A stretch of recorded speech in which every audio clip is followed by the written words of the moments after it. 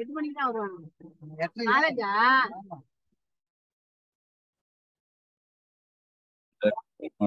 மாமா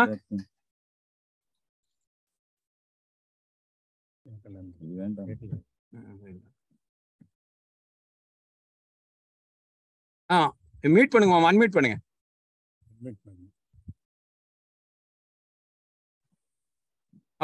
இப்ப கேக்குதா? இப்ப கேக்குது. ப்ளீஸ் இது எடுத்துடலாம் மாமா. வணக்கம் பண்ணலாமா? அவரு ஒவ்வொருத்தங்க ஒவ்வொரு நம்மளுக்கு சபை அப்படித்தான்.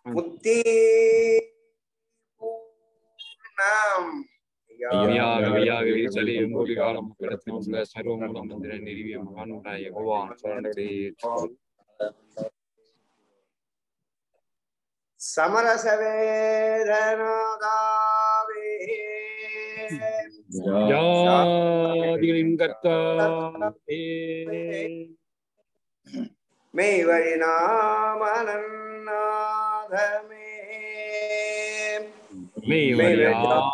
ஆண்டவர் திருப்படிகளே சரணம்.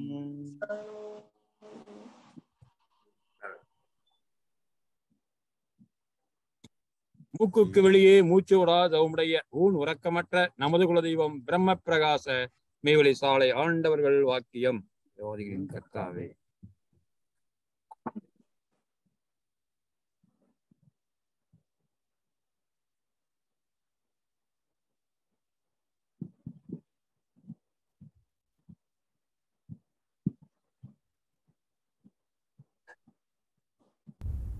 நம்பிய தன்னுயிராவும் சித்தம் தீர்ந்து விட்டார். பொய் வைத்த சொப்பனம் மாமன்னர் வாழ்வும் இந்த புவியுள் எங்கே? கை வைத்த நாடக சால எங்கே?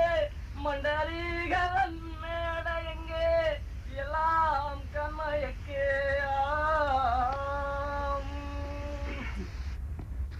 தாடியும் தடை வளர்த்து தலை சிரைத்து தாவடலங்கோடுடன் காயாசமும் பூண்டு பாடியோக தண்டும் குரடும் ஏறும் இந்த வேடிக்கையினாலே ஞானம் தேடி வருமோ? பாடிடும் தன் மதி இழந்து சுணர் எங்கெட்டு பழங்கந்தையோடாபாச உடையணிந்து குடியன் திணிக்கும் ஏக்கற்று தீரிந்தலையும் குறுகட்ட பித்தர்களை சித்தர் என்பரே. காரிய ஜோசிய புரட்டும் தானாய் புலம்பல் காசுடன் மதிப்பினுக்கே வீசும் வலைகான் சீரடிந்த உலக மக்கள் ஆபா மிகுந்து செப்படி வித்தைக்கு ஈமான் விட்டு விடுவார். இப்படியான செய்யுட்களை ஆண்டவர்கள் உண்மையை சத்தியத்தை சொன்னாங்க. உடனே அவ்வளவு பேர் எத்தியாயிட்டாங்க. நம்பிய தன்னுயிர் தற்கொலை செய்வான் நமசிவ இருப்பறியான். நம்பிய தன்னுயிர் தற்கொலை செய்வான் நமசிவ இருப்பறியான். கம்பீரான் தவசி திகாம்பரன் என்பான் சைவனென சொல்வான். கம்பீரமாகவே அறுசுவை கெர்வ கெடர்கள் நேசம் விட்டே எம்பிரானே யான் உன்னிடங்காவர் படது தேடுகின்றேன். அறியார் பெரும் கூட்டம் மிகுந்ததனாலே சரகோ கெரியாமலே செத்தால் உயிர் தானே திரும்பிடுமோ? அறியாக்கிரை தீராரது அங்கணுவும் நிலையே உரியம் மொழி இதுவோதினேன். இருக்கிற அழியாத அந்த ஆலயத்தை இவன் பெறுகிறது எவ்வளவு அவசியமா இருந்தால் இந்த நகலை இவ்வளவு கோடிக்கணக்கா செலவு பண்ணி விரிச்சிருப்பார்கள் இந்த உலகத்துல. இப்ப தெய்வம் என்று சொல்லி ஆலயம் கண்டு விரிச்சிருக்குது இல்ல என்ன? இதெல்லாம் மனிதனுக்கு குறி வச்சு தானே, இல்லாட்டி நினைப்பாவது வருமா? தெய்வம் உண்டு ஒரு நினைப்பே இருக்காது. எத்தனையோ ஆலய வழிபாடுகள் கோடிக்கணக்கா செலவு பண்ணி வச்சிருக்காரு. ஆனா பார்த்தா எல்லாம் நகல், அசல் அல்ல. அசல் ஒன்னிடத்தில் இருக்கப்பட்ட அந்த ஆலயத்தில் இருக்கப்பட்ட அந்த தெய்வீகம்தான், அது தெய்வீகம், அதுதான் அசல். அந்த செய்யறது எவ்வளவு முக்கியமா இருந்தால் இதுக்கு ஒரு நாள் தவறாம கோடிக்கணக்கான செலவிட்டு இன்னைக்கு நிர்மாணிச்சு நடந்துகிட்டு இருக்குது இன்னைக்கு இந்த ஆலயங்கள் எல்லாம். ஆமா. அப்ப இதெல்லாம் என்ன பொய்யா இல்ல, நிதர்சனம் அல்லவா, நமக்காக வேண்டி அல்லவா, நமக்கு நினைப்பு வரட்டும்னு வச்சது. அப்ப வரட்டு வச்சது நிஜமா இது முத்தி தருமா? நாமளே செய்தது எப்படி தரும்? சாதாரணமாக நாமளே செய்ததுதான் இந்த தெய்வம். நாம இல்லாட்டி அந்த தெய்வம் தானே செய்துக்குமா? நம்மளை போல ஒருத்தர் செய்ததுதான். நம்மளை போல நாமளே செய்து வச்சுக்கோமே. இன்னொருத்தர் செய்ததானே நாம செய்ததானே, நாம தான் செய்தோம். ஆமா ஆமா, நாம செய்தோம். அந்த நாம செய்த தெய்வமா நமக்கு முத்தி தரும்? தராது. ஏன்? வருகின்றவர்கள் தெய்வீகம் ஒண்ணு இருக்குதுன்னு அவனுக்கு வேதத்தில் இருக்கிறது அவ்வளவு அந்தரங்கமா தெரியாது, இன்னொரு மூலமால தெரியணும். அது வெளிரங்கமாவே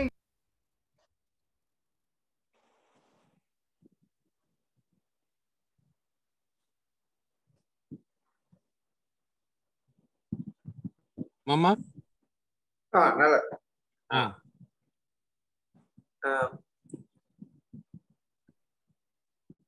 இன்னைக்கு நம்ம சபையில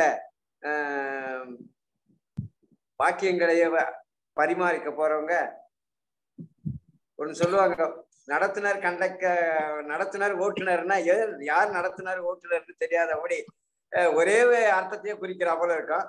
இப்போ நடத்துனரே ஓட்டுநரா இருந்து இந்த வாக்கியத்தை நமக்கு விலைக்கு சொல்ல போறாங்க.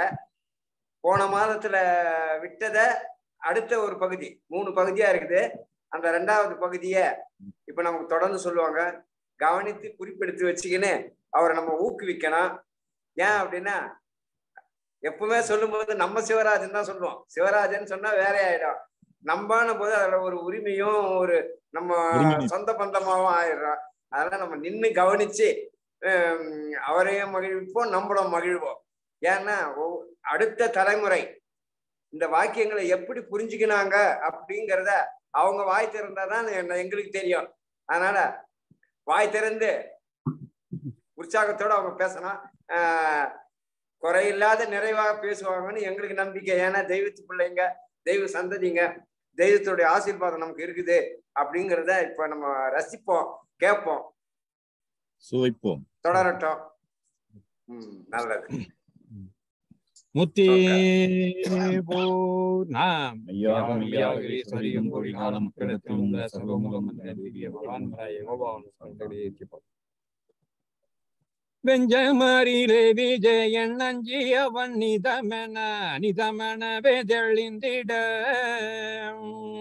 கொஞ்சறிவெல்லாம் பூரண்டு வெஞ்ச மக்கை விஞ்சும் வீதம் வந்ததந்தோர் வாய்மை கீதை போன் பஞ்சையர்கள் கீதை முழு ஓதி உரைக்கணும் பண்ணால் வர்க்கூணன் போல் வந்த தேவர்க்கு மிஞ்சிய விஜயன் மானம் போல அறிவு உண்டாக்கும் எங்கள் பெதர்குலநாத சந்நிதி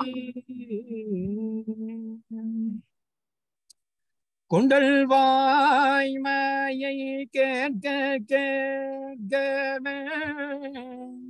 கொதலாங்கூடி ஏகுணா. அந்த கொண்டல் வாய்மையை கேட்க காத்து கொண்டிருக்கும் அனைத்து நல் உள்ளங்களுக்கும் புதுக்கோட்டை சபையின் நிகழ்நிலை சார்பாக நமஸ்காரங்களை தெரிவித்துக் கொண்டு நமது குருபெருமானவருடைய இரக்கத்தை பற்றி நாம் பார்ப்போம். போன சபையில் நாம் முறையான வணக்கத்தை பற்றி பார்த்தோம். இன்று நாம் இரக்கத்தை பற்றி பார்க்க போறோம். அந்த இரக்கத்தை பற்றி ஃபர்ஸ்ட் பார்க்கும்போது, இப்போ ஒரு மடை இருக்குன்னு வச்சுங்களேன், அதுல தண்ணி அடைபட்டு கிடக்கு. அது தண்ணியை திறந்து விடணும்னா திறந்துருக்கா மடையை போட்டு தேக்கி வச்சிருக்கோம்.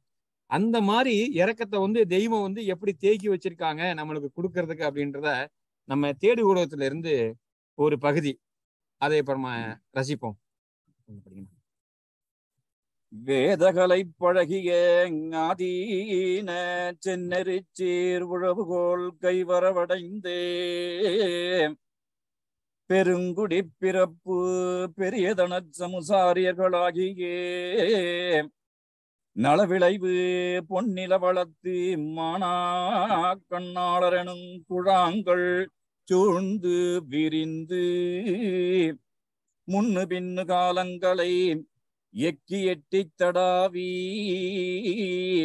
தங்கள் தங்களின் இரக்கம் அடைபடுத்து கிடக்கும் செவ்வரி படர்ந்த கண்களை அகட்டி கூர்ந்து மகா அதிசயத்துடனே அங்கனம் எதிர்பார்த்து கொண்டிருந்தே சம்பவ அதிதீர்க்க தரிசனையாவது.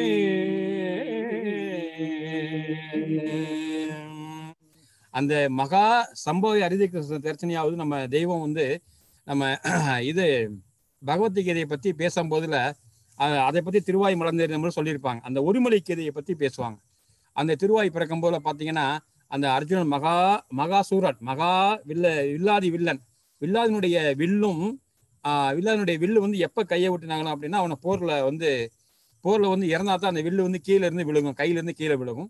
அதே மாதிரி கௌரிமான் கற்றையும் கற்புடை மங்கை கொங்கையும் வந்து அவங்க செத்த பிறகுதான் எடுக்க முடியும் அப்படின்ற மாதிரி அது சொல்லுவாங்க. அப்படி சொல்லும் போது அப்ப அந்த வீராதி வீரனுடைய வில்லு வந்து எப்படி கையில இருந்து விழுகுது அப்படின்னா மகா வீரனாச்சு அவன். அந்த வீரனுடைய வில்லு வந்து விழுகுது அப்படின்னா என்ன எது வந்து அது வந்து அந்த வந்து விழுத்தாட்டுச்சு அப்படின்னா அந்த மரண பயம். அப்ப தெய்வம் அதுல ஒரு உழவு சொல்லுவாங்க. அந்த ரதத்துல இருக்கும்போது அப்படி திரும்பி பாக்குறேன், என்னடா சடசடன்னு திரும்பி பார்த்தா அந்த வில்லு வந்து கையில இருந்து விழுது அப்படின்னா அப்ப திரும்பி பாக்குறது யாரு? தெய்வம், பரமாத்மா. இப்ப பரமாத்மா வந்து கிருஷ்ண பரமானா வந்தது யாரு அப்படின்னா அந்த நம்மளுடைய தெய்வம் பரமாத்மா வந்திருக்காங்க. அதுக்காக தான் வந்து இப்ப பகவத்கீதையை படிச்சவங்களுக்கெல்லாம் அந்த மாதிரி வருதா? இல்ல. அப்ப ஏன் அப்படின்றத வந்து நம்ம இப்ப அதை தான் நம்ம விரிவா பார்க்க போறோம். அது பஞ்சேயர்கள் கீதை முழு ஓதி ஊரைக்குனும் பண்ணால் பற்குணன் போல் வந்த தேவர்க்கு மிஞ்சிய விஜயன் மனம் போல அறி உண்டாக்கும் எங்கள் பெதர்குல நாத சந்நிதி. இப்ப நம்ம இரக்கத்தை பத்தி பேசும்போது இரக்கம்னா என்ன அப்படின்னு நம்ம ஃபர்ஸ்ட் தெரிஞ்சுக்கிறோம். இப்ப இரக்கம்னா ஒருத்தருடைய தோற்றத்தை பார்த்து நம்ம இறங்கலாம். தோற்றம், அவங்களுடைய செயல், இதை பார்த்து நம்ம வந்து இரக்கம் கொள்றோம். அவங்க மீது ஒரு பரிவு, ஒரு அன்பு, ஒரு பாசம் இரக்கமா வருது. அப்படி இருக்கும் போல நம்ம தெய்வத்தையே ஒருத்தர் பார்த்து வந்து உனது உள்ளத்தில் இரக்கம் இல்லையோ அப்படின்னா எப்படி இருக்கும்? யார? நம்முடைய தெய்வத்தை, நம்ம ஆண்டு கொண்டிருக்க தெய்வத்தை பார்த்து ஒருத்தர் இரக்கம் இல்லையா அப்படின்னு அவங்க நினைக்கிறதா நம்ம தெய்வம் வந்து மான்மியத்துல ஒரு பக்கத்துல வந்து அதை குறிப்பிடுறாங்க. அது எப்படி அப்படின்னா அவங்களுடைய குருபெருமான் நம்முடைய பாட்டையருடைய தோற்றத்தை அப்படியே வர்ணிச்சு அவங்க வந்து மெய்வழி கைமுதலாகிய மனோ வாக்கு காயம் ரெண்டுல வந்து மனோ வாக்கு வந்து ரொம்ப மிக அதிகமா இருக்கிறதுனாலையும் அவங்கள ஆட்கொள்ள வர்றதுனாலையும் அப்படி வரும்போது அவங்களுடைய தோற்றத்தை எல்லாம் சொல்லி இந்த மாதிரி இருக்கிறாங்க அவங்க சொல்லி அழுப்பா அழுத்து ரெண்டு பெரும் சுமைகளை சுமந்து வரும்போதுல அதை வந்து சுமந்து நான் தனியே போறேனே, என்னைய வந்து பார்த்து அந்த சுமையை இறக்கி வைத்து உனக்குமா இறக்கமது உன் உள்ளத்தில் இல்லையோ அப்படின்றத நம்ம மான்மியத்திலிருந்து கொஞ்சம் அப்படியே அதை பார்ப்போம்.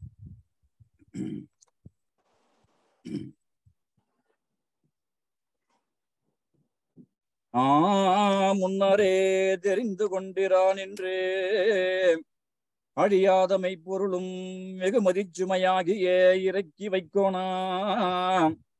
இவ்விரு பெரிய சுமைகளையும் தூக்கிச் சுமந்து கொண்டு ஒரு தனி முதல் மணிபிம்ப உருவானது திங்களூரில் இருந்து சிறிது தெற்கு முகமாக வந்து நேர்கிழக்கு முகமாக வரும் பெரும் பாதை சாலை வழியில் சுமார் 4 பர்லாங்கு தூரத்தில் இருக்கும் எங்கள் நாயகம் அவர்களின் வியாபார ஸ்தலமாகவும் குடிபதியாகவும் வசித்து வந்து கொண்டிருக்கும் காசுக்காரம்பாளையத்தில் தங்களுக்கு சொந்தமான கட்டிடத்திற்கும் கீழ்ப்புறம் வடக்கு முகமாக செல்லும் வீதிக்கும் எதிராக சுமார் 100 முழ தூரத்தில் காணும் மேற்படி பெரும்பாதை சாலை தென்பாகத்து கங்கிலே நிற்கும் பெருத்தி ஓங்கி வளர்ந்திரான் என்ற வேம்பு விருட்சத்தின் அடிநிழலில் பழுத்து நரைத்து பழங்கிழ வடிவம் தாங்கிய ஒரு பெரியார் கிழக்கு முகமாக சென்று கொண்டிருக்கும்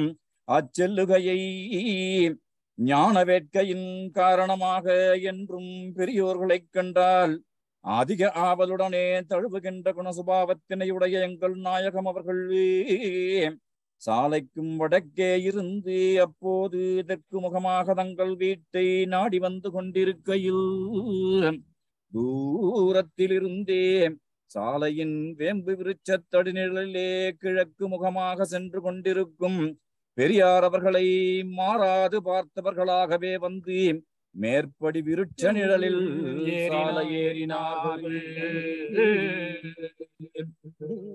அவ்வாறு சாலை ஏறிய இளஞ்செம்மலவர்கள் அந்நிழலில் நின்று கொண்டு கிழக்கு முகமாக செல்லும் அந்த விரிவிசிகை பெரிய கிரண அரியதலை பெரியார் அவர்களை தவன துவச கவனராய் கவனித்து பார்த்தார்கள். அப்போது அது கவனத்திற்கு தோன்ற பெற்றதானது அங்கே சென்று கொண்டிருக்கும் முன்வளைவு நடை என் குணத்திழுப்பு பின் கவன வீச்சு நிறையறிவு குடி பெரியார் அவர்கள் தங்களை கூப்பிட்டால் திரும்பி போகலாம் என்ற எண்ணத்தை உள்ளத்துக்குள்ளே வைத்துக் கொண்டு மெல்ல நகருகின்றவர்கள் போலவே நினைந்தார்கள். அன்றியும் இரண்டாவது வைக்க இடமின்றிய மெய்ப்பொருள் சுமையும் கைப்படம் மாறா மதிச்சுமையும் இருபெரும் பலுவும் விரிதலை சுமப்ப தருகி பக்க பார்வை நடையுடனே கலைப்பேறி ஏறி அழுத்து தனியே போகின்றேனே. நீ என் கலைப்பினை ஆற்ற உனக்குமா இரக்கமதுள்ளத்தில்லையோ என்று பண்பேருங்குடி என் குணத்தான் அவர்கள் நினைப்பதாக தங்கள் இதயத்துக்குள்ளே வந்து சுருக்கென்று பாய்ந்தோடிற்று. மேலும் அந்த இரக்கம் எப்படி தெய்வத்தை வந்து எப்படி அதை நினைச்சு பாக்குறாங்க பாருங்க. அதாவது வந்து அந்த இறக்கம் வந்து இப்படி சுருக்குன்னு பாய்தான். இந்த மாதிரி தெய்வம் வந்து அவங்க வந்து கூப்பிடுறாங்களே இல்லையே அப்படின்றத சுருக்குண்டு பாய்ந்தது அப்படின்னு அவங்க அதை நினைச்சு பாக்குறாங்க. அந்த பாருங்க, இப்ப கூகுள்ல எல்லாம் மேப்பு போடுறோம், லெஃப்ட் ரைட்டு அந்த மாதிரி சைட் எல்லாம் போட்டிருக்காங்க. அது தெய்வம் வந்து நான்கால் எவ்வளவு அழகா போட்டு தெய்வம் வந்து எப்ப எந்த பக்கம் இருந்து வர்றாங்க, அவங்க பெரியவங்க எப்படி இருந்து வர்றாங்க அப்படின்னு நம்ம மாமா மெய்வெளி சீனிவாச மாமா தான் அந்த இதுக்கு நம்ம ஜூம்ல பேசும்போது ஒரு விளக்கம் ஒரு ஒருடைய இதை பத்தி சொன்னாங்க. அதாவது கவன துவச பெரியாரவர்களை கவன துவச கவனராய் கவனித்து பார்த்தார்கள். அப்போது அது கவனத்திற்கு தோன்றப்பட்டது அங்கே சென்று கொண்டிருக்கும் முன்வளைவு நடை என் குணத்திருப்பு பின்கவன வீச்சு. முன்வளைவு நடைனா என்னது? லைட்டா குனிஞ்சு நினைக்கிறாங்க, கொஞ்சம் கூணு விழுந்திருக்கு. என் குணத்திருப்பு பின்கவன வீச்சு. பின்கவன வீச்சுக்கு மாமா வந்து சொல்லும் போல ஞாபகப்படுத்தினாங்க. ஒரு மாட்டி ஒன்று ஓட்டி போறவங்க வந்து மாடு ஓட்டி இருந்துச்சுன்னா மாடு முன்னாடிதான் பார்க்கும், ஆனா பின்னாடி கயிறு வச்சு ஓட்டுறாரு இல்லையா, அவருடைய இதைத்தான் வந்து அவருடைய சமிக்கையத்தான் வந்து மாடு வந்து கவனிச்சுக்கிட்டு இருக்கும். கவனம் ஃபுல்லா பின் கவனமா இருக்கும், முன்னாடி போய்கிட்டு இருக்கும். அந்த மாதிரி பாட்டையர்கள் வந்து முன்னாடி போனாலும் தெய்வத்தை வந்து எப்படி வந்து நினைச்சு பாக்குறாங்க பாருங்க. பின்கவன வீச்சு மூலியமா அப்படியே போட்டு அவங்களை இழுக்கிறாங்க. இது வந்து தெய்வத்துக்கு வந்து இரக்கம் இல்லையா அப்படின்னு அவங்க நினைப்பதா தெய்வம் வந்து தெய்வம் வந்து அதை நினைச்சு பாக்குறாங்க. இது வந்து இந்த இறக்கம் வந்து எப்படின்னா சுருக்கென்று பாயிரவன ஒரு இறக்கம். இன்னொரு இறக்கம் ஒண்ணு இருக்குது. அது எப்படின்னா அது வந்து காரமான இறக்கம். அது எப்படி? தனித்தனற்றலைமை பெரும்பதியரசை தரும்புணற்றூரை சிங்கா சனரே இனித்த முக்கணிச்சா பிழிந்து தேனாமுதும் இணைந்த பூங்கார் மனமும் தனி தோன்றாய் கூட்டி போர்க்கின்ன தனித்தமை வழி துணை மருந்தே. இதுல நம்ம பெரியப்பா வந்து பாத்தீங்கன்னா தேனு கற்கண்டு அந்த பால் இதெல்லாம் ஊத்தி நெய் ஊத்தி காத்தி பார்த்தா ரொம்ப தித்திப்பா இருக்கும். அந்த மாதிரி ஒரு மருந்து செஞ்சாங்க. ஆனா தெய்வம் வந்து அந்த மாதிரி ரொம்ப தித்திப்பா இருந்தா அதிகமா நம்மளுக்கு ஏத்துக்கிறாருன்னு சொல்லிட்டு உடம்புக்கு பூங்காரம் மனமும் ஏற்கிறாங்க. இதுல என்ன அப்படின்னா இந்த காரம் வந்து எப்படி இருக்கு, அந்த காரமான இரக்கம் எப்படின்றதுக்காக நம்ம சொல்ல வரோம். அதாவது தெய்வம் வந்து பாட்டையார்களை பார்த்துட்டாங்க, அவங்கள கூட்டிட்டு போய் அவங்கள பசியார வச்சு, இந்த நிகழ்வுலாம் நம்மளுக்கு நம்ம மான்மியத்துல படிச்சிருப்போம், நம்ம அப்படியே ஒரு இது பண்ணிட்டு வரோம். இப்பெல்லாம் கூட்டி பண்ணிட்டு தெய்வம் வந்து பாட்டையார்ட்ட வந்து உத்தரவு கொடுத்துட்டாங்க, நான் வர்றேன்னு சொல்லிட்டு வாக்கு கொடுத்துட்டாங்க. அந்த வாக்கை வந்து கிளம்பணும். கிளம்பும் போதுல அவங்க வந்து அவங்க அப்ப அவங்க கிளம்பும் போது எப்படி இருக்காங்க பாத்தீங்கன்னா, ஒரு இளம் மனைவி, அப்பதான் அந்த குழந்தை பிறந்திருக்கு. கண்குச்சம் மாறுவதற்காக நம்ம ஐசமாக்கா வந்து வெளியே திண்ணையில போட்டிருக்காங்க. அப்ப வந்து அவங்களுடைய மனநிலை எப்படி இருக்கும் அப்படின்னு பார்த்து, அந்த இளம்பாலின் முகம் பார்த்து நெஞ்சில கை வச்சு, நீ ஏன் என் பிறந்தனே என்று இறக்கம் வந்து அது எப்படின்னா அது காரமா இருந்துச்சான். அத மான்மியத்துல எப்படி வருதுன்னு நம்ம இப்ப பார்ப்போம். அன்றி அதிகாலை நேரமே பழையது ஒன்றும் மருந்தாமலும் வீட்டை விட்டு வெளியே கிளம்பினார்கள். அது சமயம் அங்கே வெளித்திண்ணையில் தாங்கள் பெற்ற ஒரு மகவாகிய பெண் திலக குழவி ஆயுசு அம்மாளை இளஞ்சூரிய வெயில் முகத்தில் அடித்து கண்கூச்சம் மாறுவதற்காக எண்ணெய் தடவி போட்டிருந்தது.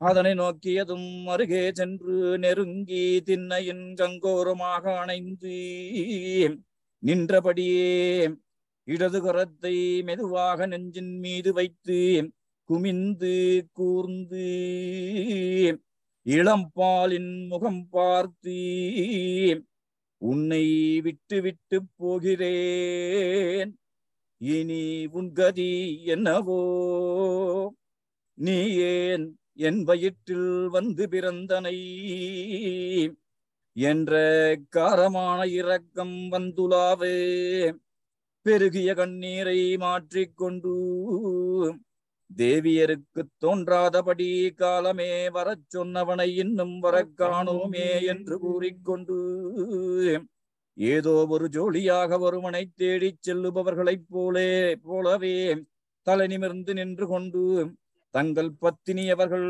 சோர்ந்த முகமாக பார்த்து கொண்டிருக்கு தங்கள் பிரானவர்களை சிந்தையில் நினைந்து அடியெடுத்து உருவிக்கொண்டு பரிசுத்த ஆவியின் ஜீவாதீன அந்தரங்க மறைவு முகத்திலிருந்து பாதுகாப்பு ஆக்ஞையின்படி ஆட்சியுடன் இருந்து வந்தேன் ஆதியாகமங்களிலே கூறியிருக்கின்றதின் பிரகாரமே துறவு பூண்டு வெளிக்கிளம்பி விட்டார்கள்.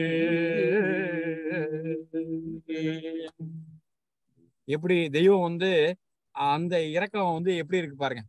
அது ஒரு காரமான இரக்கம். நாமெல்லாம் வந்து இந்த மாதிரி செய்வோமா அப்படின்னா நினைச்சு பார்த்தா நாளா முடியாது அப்படின்னு எடுத்தோடனே சொல்லிடலாம். இதெல்லாம் வந்து டிஸ்கஸே பண்ண வேணாம். யாராச்சும் விட்டு குடும்பத்தை விட்டுட்டு அதுவும் பிறந்த குழந்தைய விட்டுட்டு போவோமா அப்படின்னா முடியாதுன்னு சொல்லி கை தூக்கிடலாம். மெதுவா இல்லை டக்குன்னு தூக்கிடலாம். ஸோ அந்த மாதிரி இறக்கம் வந்து காரமா முதல்ல இறக்கம் பண்றோம். முதல்ல வந்து ஒரு சுருக்குன்னு குத்துறவாரி ஒரு இறக்கத்தை பார்த்தோம். இப்ப காரமான ஒரு இறக்கத்தை பார்ப்போம். அடுத்து வந்து பாட்டையார் இட்ட கட்டளையே பெருசா நினைச்ச தெய்வம் அந்த திருப்பரங்குன்றத்துல போய் தவம் இருந்து பெற்று வந்து எல்லாம் செஞ்ச உடனே அந்த நேரம் பாட்டையார் வந்து தெய்வத்தை விட்டு பிரிய போறாங்க. அப்ப வந்து பாட்டையாரே தெய்வத்தை வந்து பாட்டையாருக்கே தெய்வத்தின் மேல இறக்க வருது. எப்படி வருது அப்படின்னா தெய்வத்தினுடைய தோற்றத்தையும் மனநிலையும் பார்த்து அவங்கள எந்த மாதிரி எல்லாம் தேட்டுறாங்க அப்படின்னா அது ஒரு இறக்கத்தை நம்ம அதையும் நம்ம மான்மியத்தில இருந்து பார்ப்போம். 229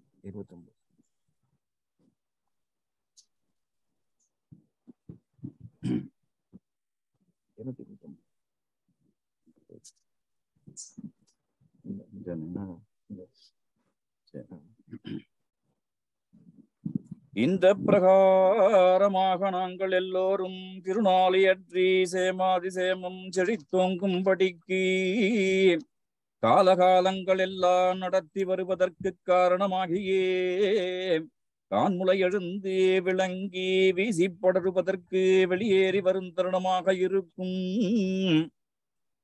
அங்கே அதுகாலம் குகையினுள்ளே இருந்து மேலே கூறி வந்துள்ள யுகத்தீர்ப்பு தேவாமிர்தே தேவாயுத பாசுபத கங்கணம் பூட்டிவிட்டு கட்டளையை சிரமேற்றாங்கி வரம்பு ஆக்ஞையின்படியே நடக்க திலகம் அவர்கள் தந்த அகமுக வலிமையினாலே உள்ளுறுதி கொண்டு விட்டார்கள் எனினும்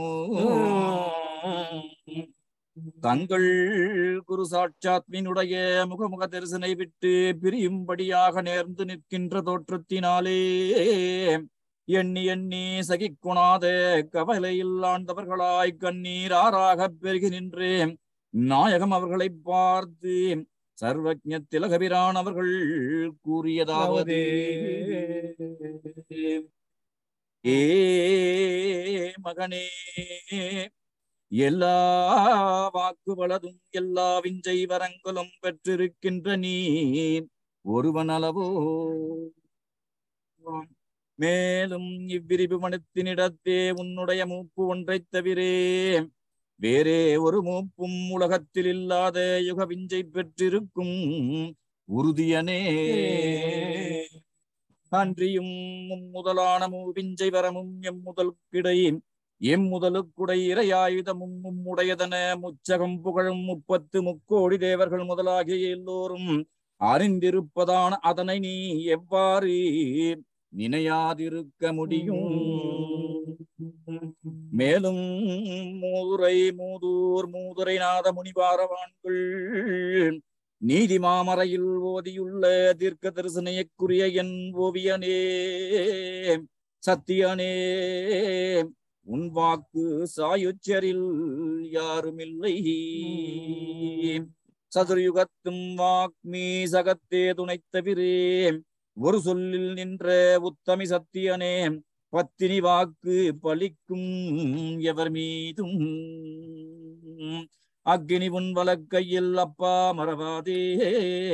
நீ கை குவித்தால் எனக்கு மிகத்தாங்கருதி கலியன் கலிச்சிகளை கடியாதே நம்பாதே. சண்டார்களானாலும் சாபத்தை கூறாதே. நம்பினோர்க்கெல்லாம் 4ஆம் பதம் கொடு நீ வெம்பியிருப்போர் மேலே வீசும் அருள் மாறி.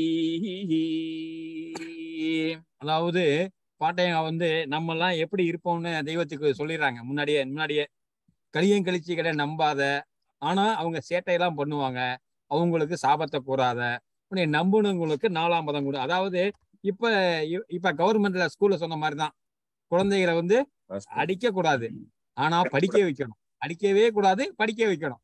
அந்த மாதிரியா தெய்வம் வந்து பாட்டையா வந்து தெய்வத்துக்கு வந்து எப்படி எல்லாம் உத்தரவு போடுறாங்க பாருங்க கட்டளை. நம்மளை பத்தி இரக்கம் கொண்டு அதாவது பாட்டன் தானிகைய தேடி வந்து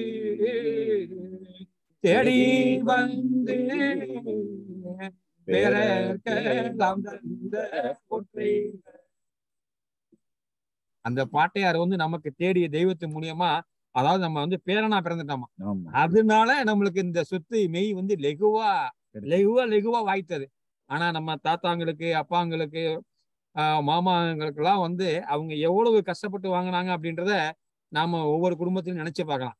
எல்லாத்தையும் விட்டுட்டு வந்தாங்க, எல்லாத்தையும் விட்டு நம்பாம விட்டு வந்து அதை கஷ்டப்பட்டு அதை வந்து பெற்றாங்க. ஆனா நம்மளுக்கு வந்து அப்படி இல்லை, ஏன்னா பேரன் ஆயிட்டோமா. அதனால தெய்வம் வந்து எப்படி இறக்கம் பாருங்க, இந்த இறக்கத்தை வந்து கொடுக்குறாங்க.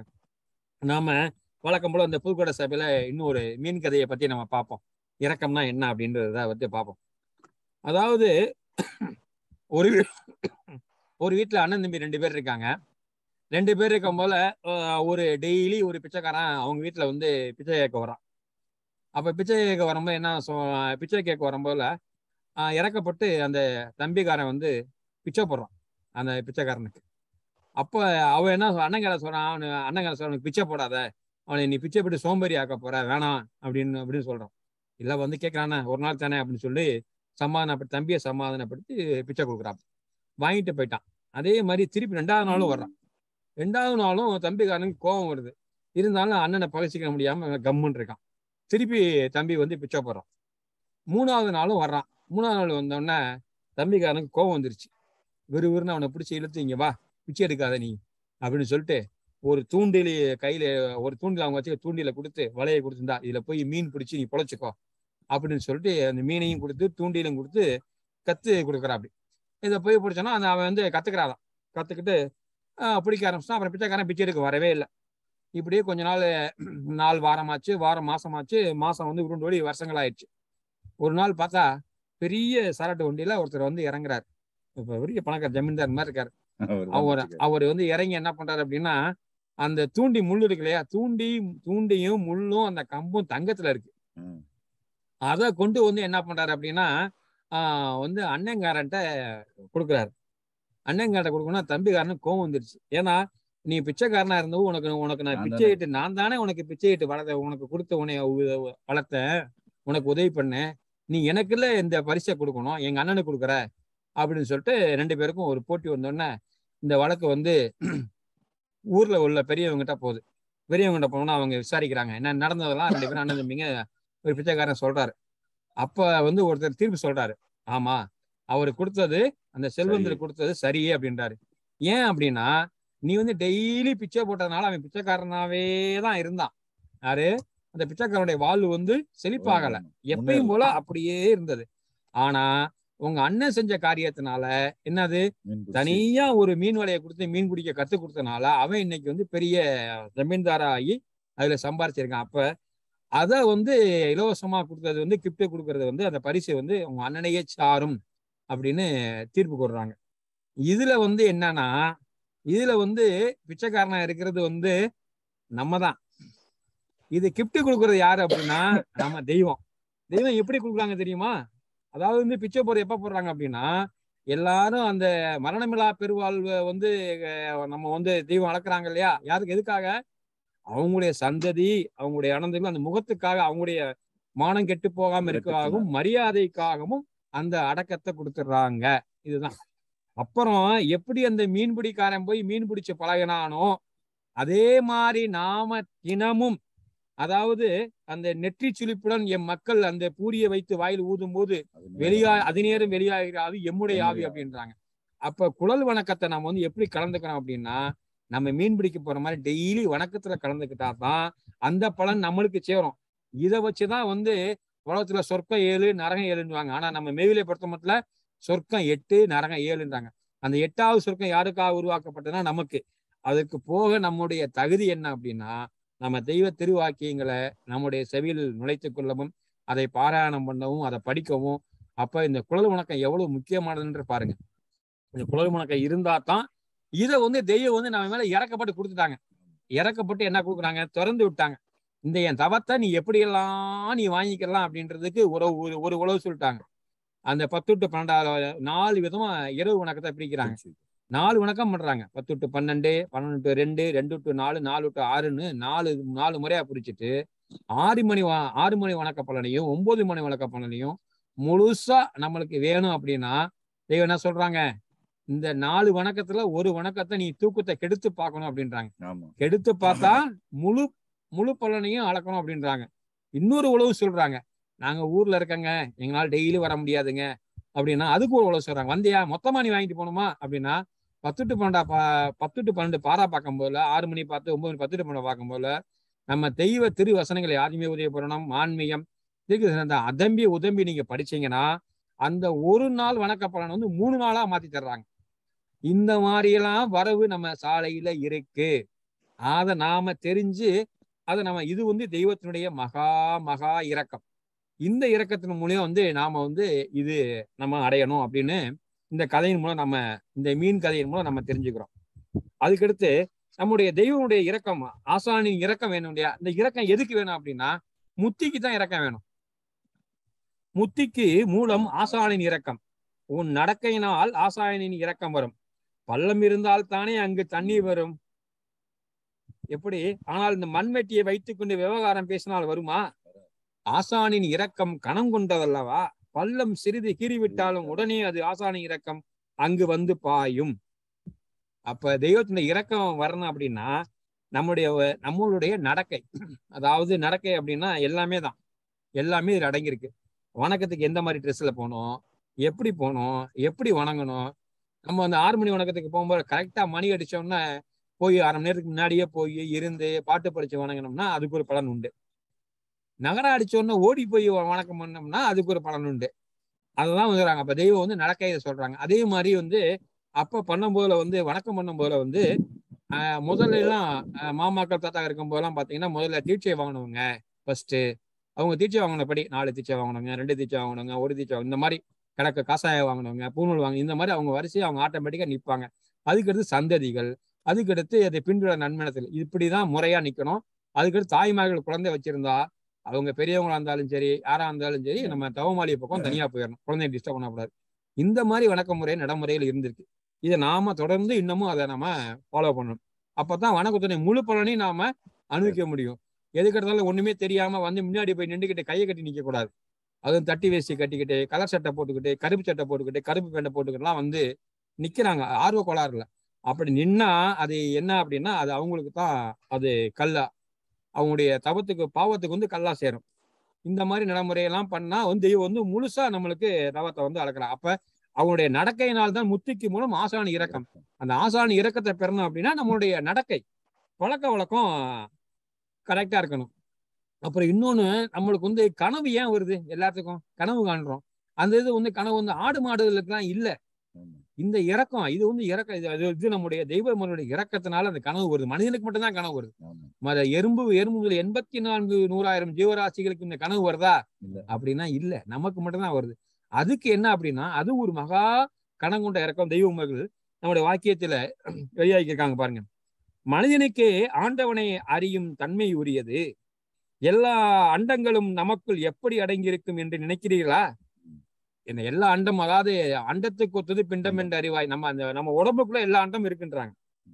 நாம் ஒரு அறைக்குள் தாளிட்டு இருட்டிலே துணியை போர்த்தி கொண்டு தூங்குகிறோம். அப்போது கனவில் மக்களோடு பேசுகின்றோம்.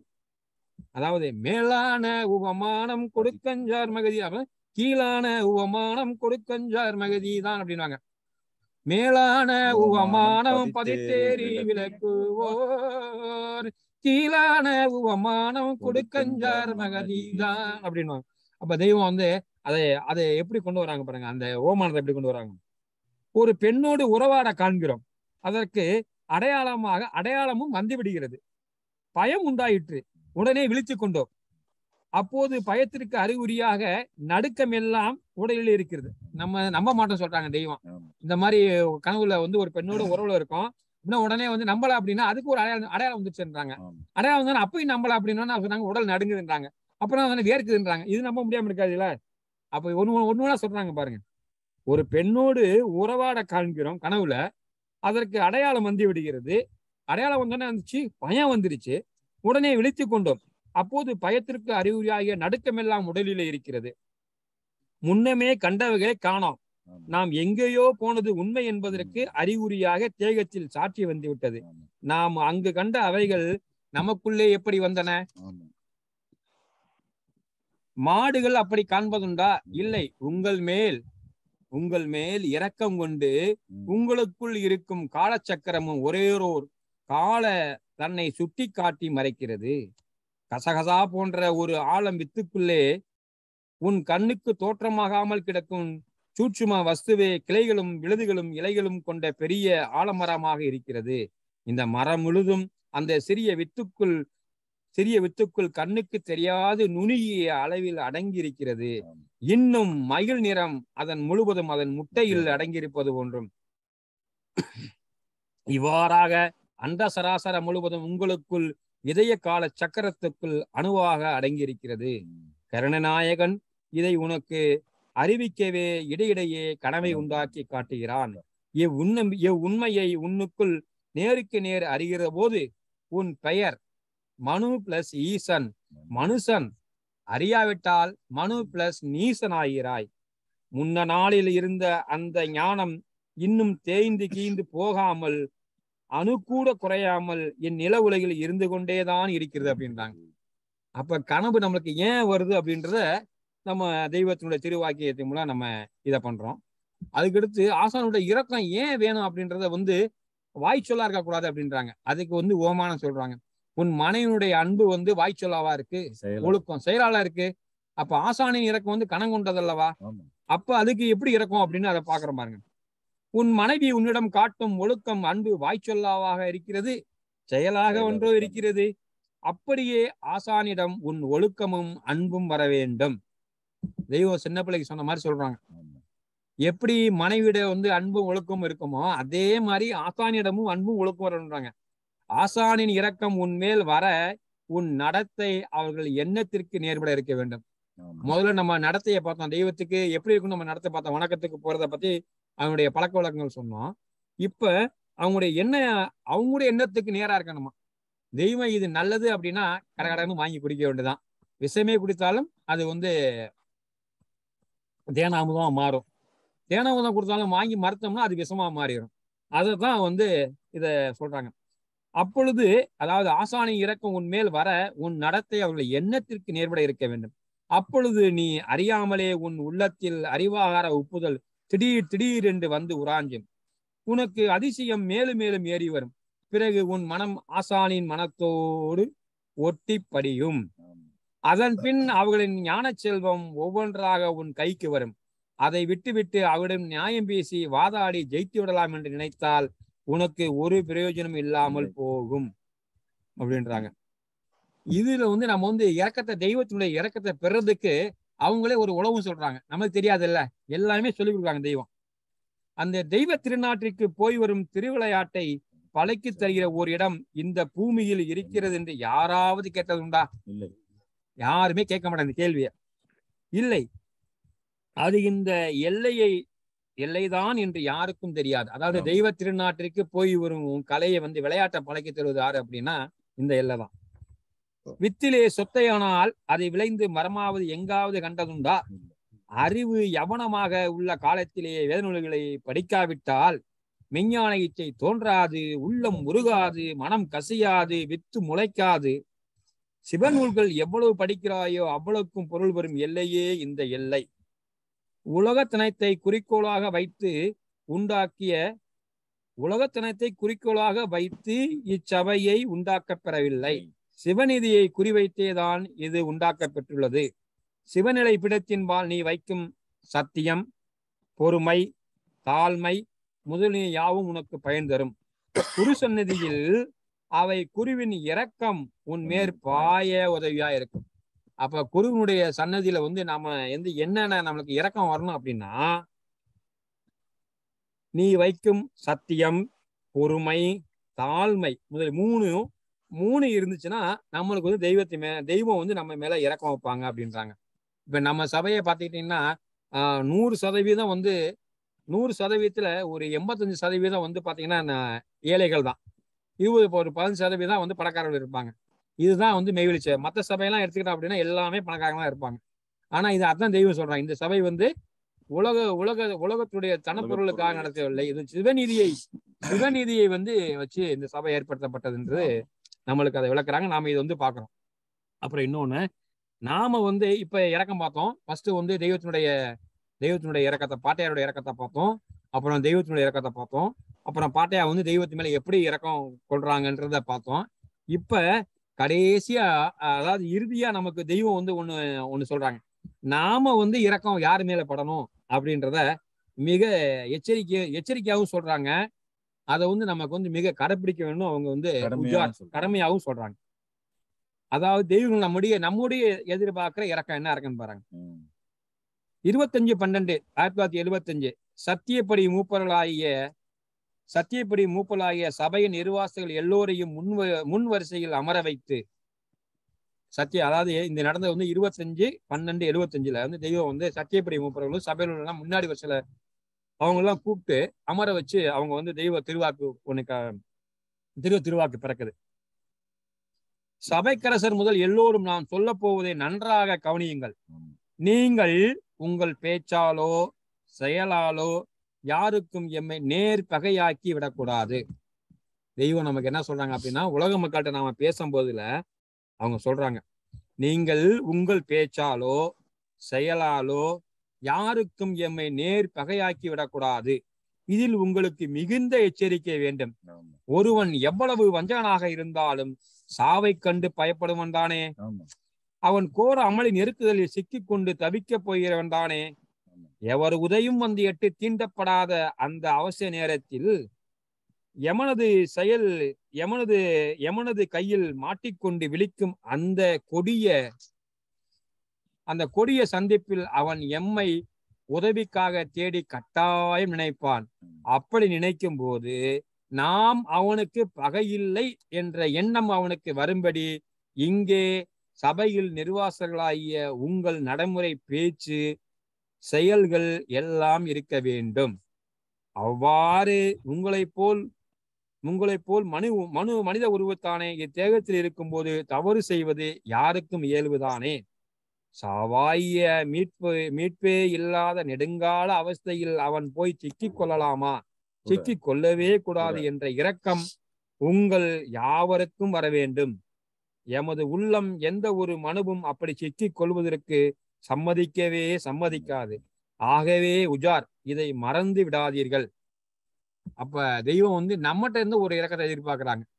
நம்மளுடைய எண்ணத்தாலையும் சொல்லாலையும் செயலாலையும் தெய்வத்தை வந்து நேர்பகையை ஆக்கக்கூடாது உலக மக்களை அப்படின்ற இந்த இரக்கத்தை பத்தி நம்ம தெய்வங்கள் நம்ம விரிவா நமக்கு சொல்றாங்க.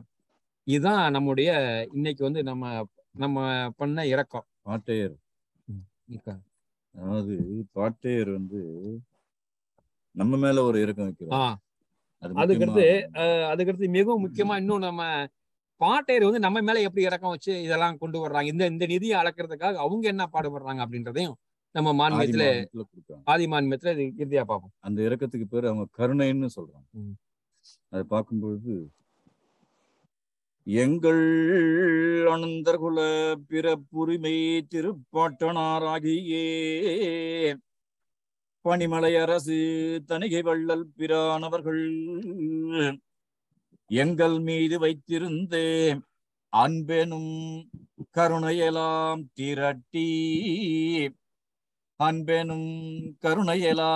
திரட்டி ஓர் உருவாக பிடித்து எங்களுக்கு ஞான பிதாவாக தங்களின் தவக்குமாரரை தந்தருளியதன்றியும் இந்த தெய்வீக சபையின் வேதாந்த கடலில் வாய் மடுத்து புத்துயிர் பெற்று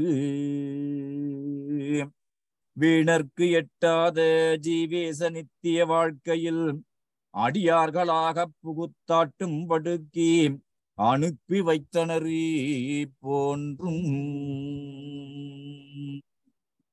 எங்களை தலைமுறைகளாக பீடித்தலைத்து கொண்டு வரும் ஹரிவரியா தரித்திரியம் அடியோடே வேறறுப்பான் வேண்டியே பெருநிதி திரவியம் 9 வகை ரத்னாதிகளும் அடக்கப் பெற்றுள்ள பெரிய பெட்டகம் ஒன்று அனுப்பி வைத்தனர்.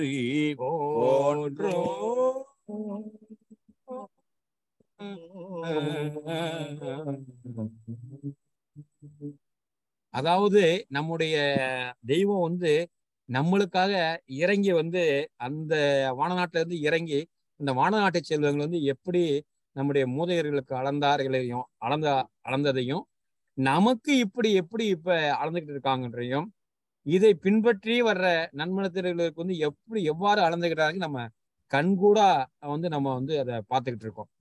இப்ப அதெல்லாம் அந்த இரக்கத்தின் மூலியமாக நம்ம வந்து தெய்வம் வந்து நம்ம எவ்வளவு கருணை வச்சிருக்காங்க அப்படின்றத நினைச்சு பாக்குறதுதான் நாம வந்து தெய்வத்துக்கு செய்யற நன்றி. இப்ப சாதாரணமா ஒரு வண்டியில போறோம், கீழே விழுந்துட்டான், தூக்கி விட்டா அவன் தேங்க்ஸ் நன்றி சொல்றான். சாதாரண ஒரு சின்ன செய்தி செல்லும்போது அப்ப எவர் உதவியும் வந்து எட்டி தீண்டப்படாத அந்த நேரத்துல வந்து நமக்கு வந்து தெய்வம் வந்து அந்த யமன்பதி எல்லையை கடத்தி இந்த மயிர்பாலத்தை கடத்தி நம்மளை மரணமில்லா பெருவாழ்வு கொடுக்குறாங்க அப்படின்னா அந்த தெய்வத்தை நாம வந்து எப்படி வழிபட்டு அவங்கள வந்து இறங்கி நிக்கணும் அப்படின்றத அது வந்து அதுவும் தெய்வத்தினோட கருணை தான். நம்ம சீனிவாச முதலியார் அடிக்கடி சொல்லுவாங்க, அவனர்களாலே அவன்தான். அப்ப அவ தெய்வத்தை நினைக்கணும் அப்படின்னா அவங்க நினைக்கணும், நம்ம நினைக்கிறது இல்லை. அவங்க நம்ம நினைக்கணும்னு நினைச்சாதான் நம்ம நினைக்க முடியும், பேசணும்னு நினைச்சாதான் பேச முடியும். அப்ப இதுக்கும் வந்து அவங்களுடைய அருளத்தை நம்ம வேண்டணும். அவங்களுடைய இரக்கத்தை நம்ம எல்லோரும் மீதும் அதை கருணை பொழிஞ்சு இரக்கம் காட்டி தெய்வம் எல்லோரையும் அந்த வான்பதி நாட்டுக்குரிய வித்துக்களாக எடுக்க வேண்டும் என்று இந்த புதிய சபை நிகழ்ச்சியின் சார்பில் தெய்வத்தை நாம விண்ணப்பித்துக் கொண்டு இந்த சபையில் முற்றி பெறுவதை மீண்டும் தொடரும். அனைவருக்கும் நமஸ்காரம்.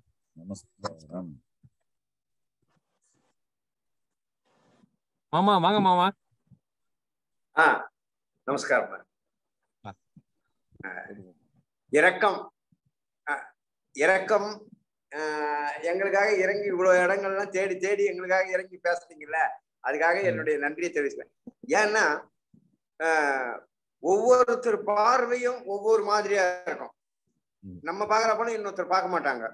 ஆனா தெய்வம் என்ன சொல்றாங்க, இரக்கம் அப்படின்னு சொல்லல, மாசற்ற இரக்கம் அப்படின்னா இறக்கப்படுறாங்கள அவங்களுக்கு இதனால எந்த லாபமும் கிடையாது. இறக்கப்படுறாங்களே அவங்க நம்ம மேல இறக்கப்படுறாங்க, நம்ம அவங்களுக்கு என்ன செய்ய போறோம்? தெய்வம் அழகா சொல்றாங்க, யானை அம்மனமா இருக்குதுன்னு இந்த எலி கோவனை குத்திக்கின்னு போச்சான்னு. அப்படிதான். அப்ப அந்த மாசற்ற இரக்கம் நம்ம கிட்ட வரணும். இரக்கம் அப்படின்னால அத